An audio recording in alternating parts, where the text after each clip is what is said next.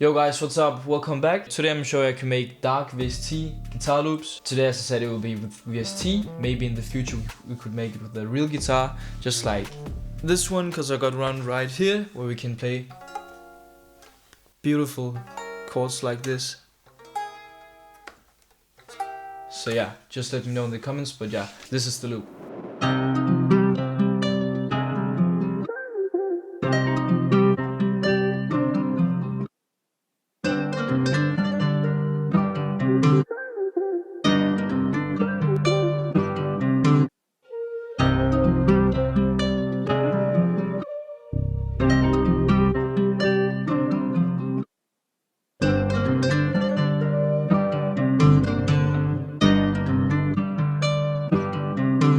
Yeah, so as you can see, it's a bit more complicated today. But the first thing we started with was this guitar VST from Contact. For some reason, even though I bought it, it won't show. So yeah, damn. But it's called Ilya Efremov nylon guitar. But yeah, let's get into it.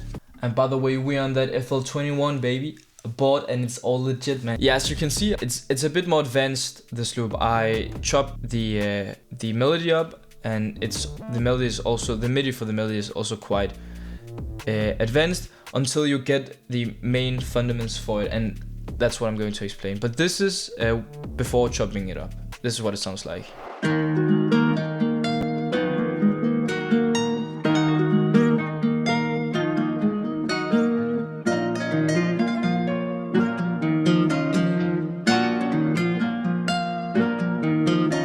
As I said, once I explain it, everything will make sense and it just becomes more clear. And then you can make these advanced melodies and make it sound great as well. That's the key to it. The chord progression is a 1-5 chord progression. So it starts with a D minor chord that repeats 2 times, and then it switches to an A minor chord. And then we move the third an octave up. And the same we do for the A minor chord.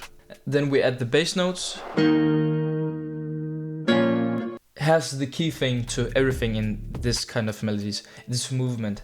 You want to chop these chords up accordingly so it makes sense, just like you would if you played a real guitar. So what you could do is just cut it up like this.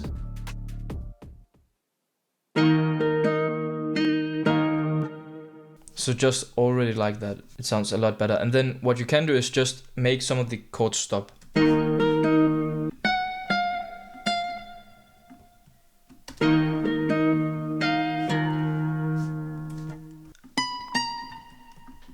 Something like that.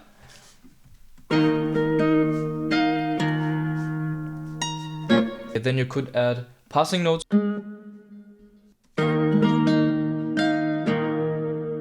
obviously this is just an example. What you would do is just repeat this and just add as many variations of the chord and many arpeggiations of the chord until it sounds right, obviously. And then you would just pitch it 5 down.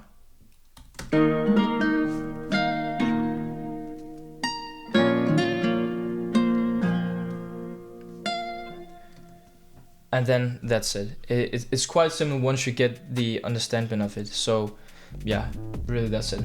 Then for effects, I have a sound pitcher. I pitched it 2 semitones up. The reason why I put it here is to add some kind of modification. That's basically what it does. And then I added some reverb with the 57% mix, 2.35 second delay, and then all these settings. And then I turned down for the effect right here. Then I added some sketch cassette.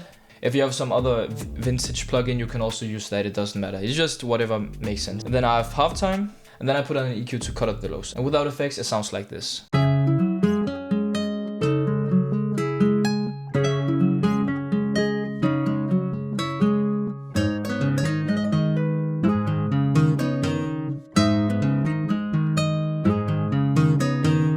And then I exported it. What you do is you just right click on your pattern selector and then quick render as audio. So that's what I did. And then I got it like this. Here I chopped it up even further to make it more as a sample. Let me just drag it down here. Then I pitched it down 2 semitones. And then it sounds like this.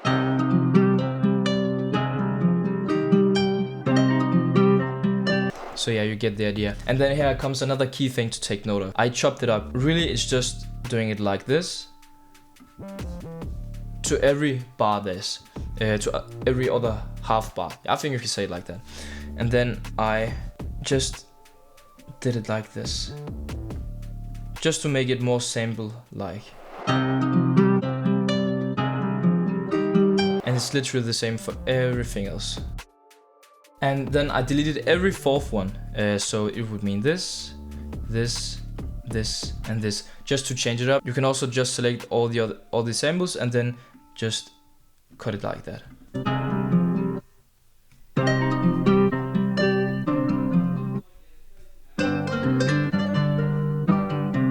And as you can see, it sounds a lot more like a sample rather than just a VST guitar. Then I added this vocal sample. So yeah, this vocal sample is from a pack from AJ was here. It has a lot of great different kind of vocal samples.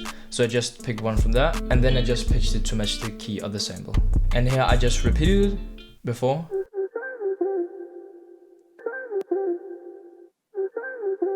And this is what it sounds like for now.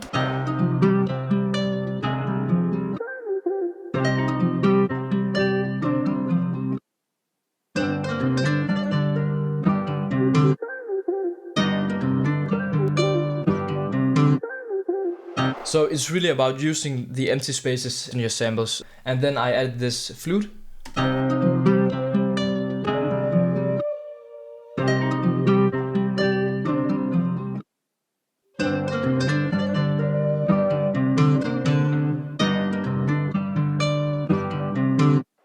And as you can see here, I also use the flute to, fill out the empty space. So everything is being thought about before we put it into. So we make music, we don't just press buttons.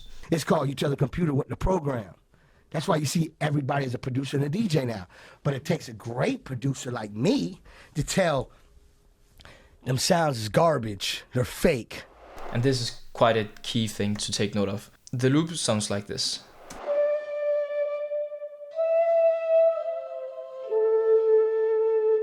The flute is from Contact and it's called Jubel Flute, and it's quite a good one. When I use flutes, it's probably this one I used almost all the times. And it has this really simple pattern where it just goes from an F to a G to a D sharp to a C, and then it just pauses, and then from an F to a G, and then it has this really long pause. So we don't want to overcomplicate the notes, we just want to, let them go as far as we can. So for effects, I put some sound shifter.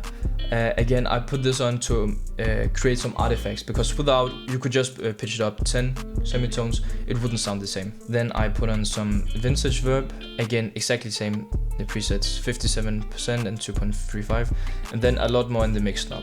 Then the sketch cassette, just this, I think I copied these settings actually, yeah, I copied these settings from before, so it's literally the same, just a RC20 if you have that, or sketch cassette 2, yeah, and then just an EQ with a low cut. Then I exported it and I got this. When I make loops, I always change the pitch, so after this I change everything here down 1 semitone. Here I cut it up at the empty space because it wouldn't sound good if it just kept on going. Then at last we have this bass here.